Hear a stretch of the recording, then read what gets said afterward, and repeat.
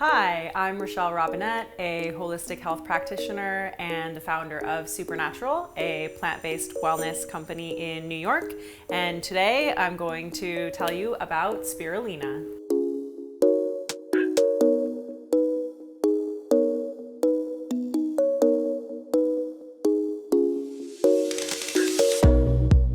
Spirulina was the first plant life on Earth about 4 billion years ago. The second was chlorella, and this makes spirulina the oldest nutrition that we have. Spirulina is technically a bacteria. It's actually called a cyanobacteria or algae or blue-green algae. And it is a true superfood in terms of its health benefits and all of the different compounds that make it up. Spirulina is super high in protein, about 70% by weight. It's also one of the few plant foods that are complete protein, which means that it contains all of the essential amino acids that our body needs but can't make. Amino acids are building blocks that we need to build protein, but also important things like neurotransmitters. Spirulina is also high in tryptophan, and tryptophan is the precursor to serotonin, so the neurotransmitter that makes us feel happy, and also the precursor to melatonin, which helps us sleep. Spirulina is immediately accessible energy to our body. There are no cell walls to break down, so we can just kind of soak it right in. And it's super high in antioxidants.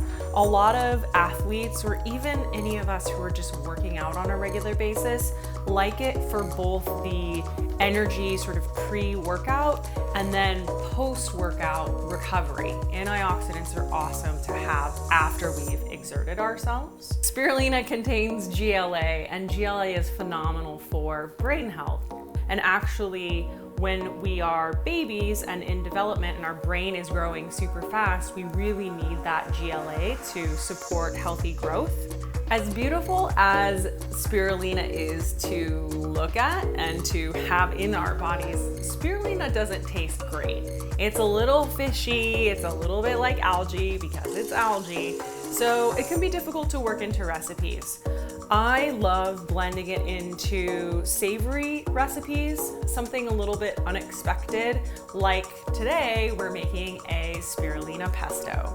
The beauty of the spirulina pesto recipe is we have herbs, we have garlic, we have all these really exciting and sort of pungent flavors with the spirulina, so it's very complementary instead of it just tasting like algae.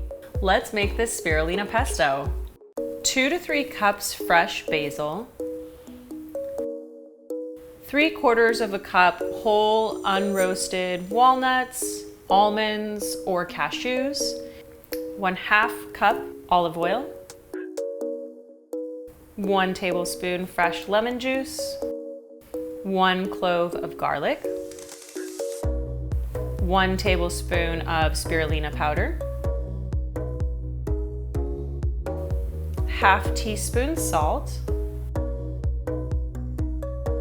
Add everything to a blender and pulse on low to medium until it's fairly creamy and really well mixed, but you don't need it to get perfectly smooth. Some of the beauty of pesto is the crunch from the nuts or the small pieces of herbs that will remain. And then add it to your favorite zoodles, noodles, or anything else, and enjoy. And there you have it, this beautiful blue, greenish, delicious spirulina pesto.